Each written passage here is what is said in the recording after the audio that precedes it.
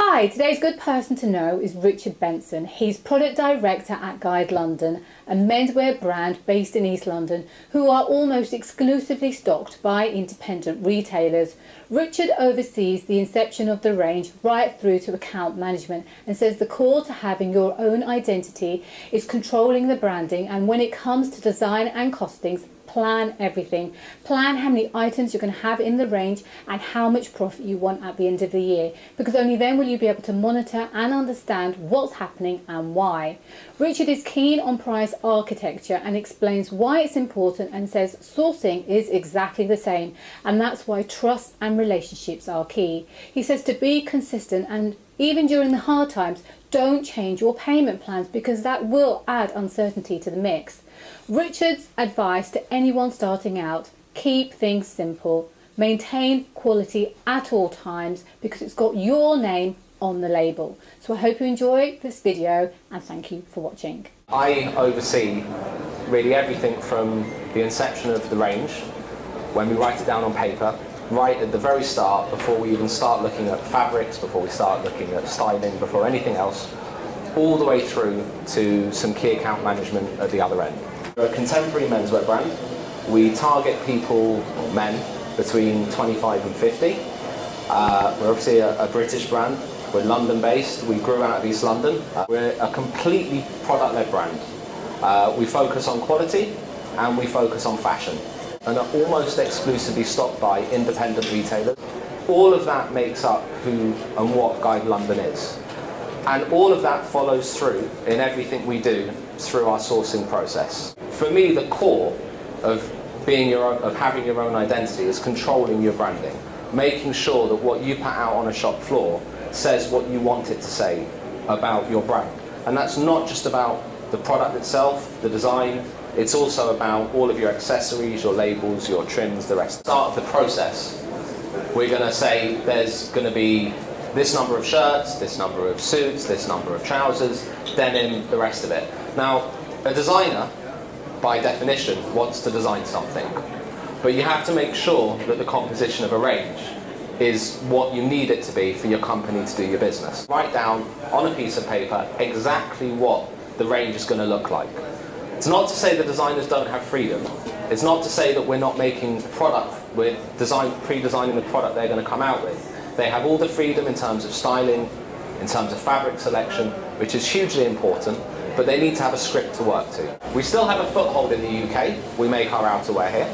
We still have a foothold in Portugal. We still have, we have a big presence for us in Turkey and a significant presence in Romania. Further afield than that, there are certain things that as a brand we cannot make in Europe, or let me qualify, we cannot make and sell at the price that our brand will sell for.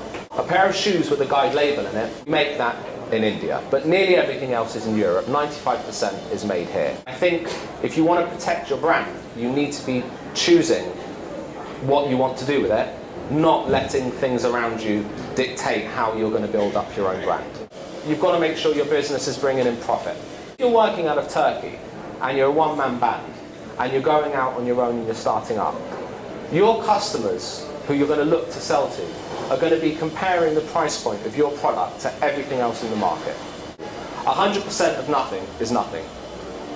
If you've got the best garment but you don't sell a piece because you cost yourself too high, what's the point? How we cost is quite simple.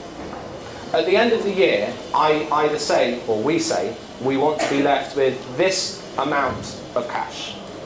Or we say we want to be left with this percentage of our turnover.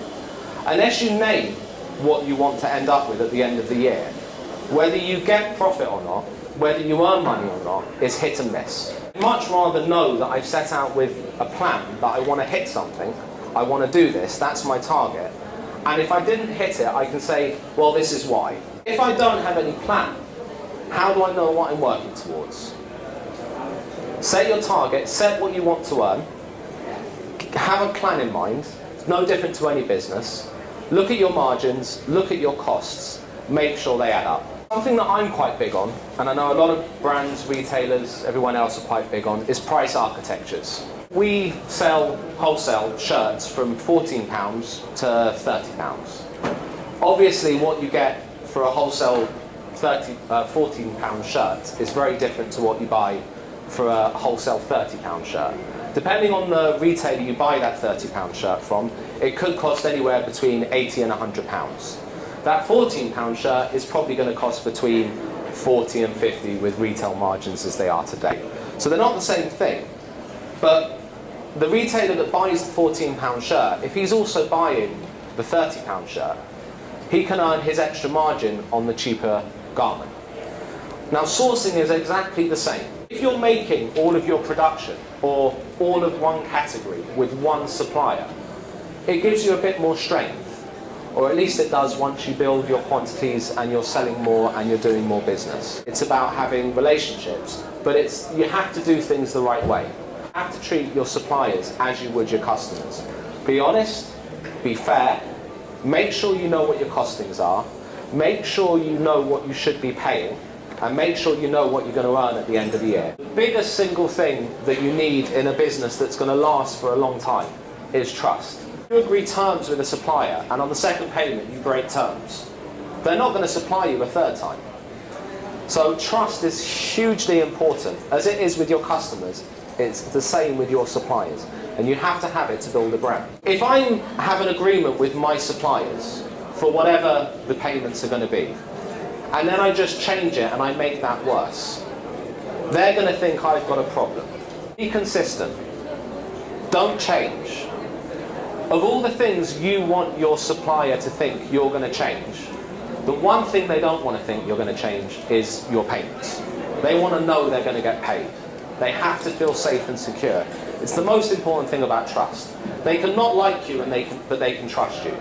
But if you don't pay on time, they won't trust you. And if they don't trust you, you don't have product. And if you don't have product, you don't have a brand. Now, if you're worrying about delivering to customers at different times, paying for that stock, making sure your customers pay you, and then paying the suppliers, and doing your other samples, it gets messy. Keep things as simple as possible. I cannot stress enough, from our point of view, how important maintaining the quality that you deliver to your customers is. Quality matters, but it also matters with your suppliers. Because if you're not controlling your quality with your suppliers, if you're not maintaining it through your supply chain, it's not going to go into shops of the right quality. You need to make sure you're managing your product, because it's got your name on it. And the factory isn't going to get comeback, you are. Design is really quite a simple thing. You have a plan. If you have your plan that you're working to, all you need to do is fill that plan. If you're unhappy with the plan that you've made, make a new one. Don't let yourself wander, because if you let yourself wander, you're going to get nowhere. Make your plan, fill it, and then if you feel things are missing, add them afterwards. You need to have that central vision.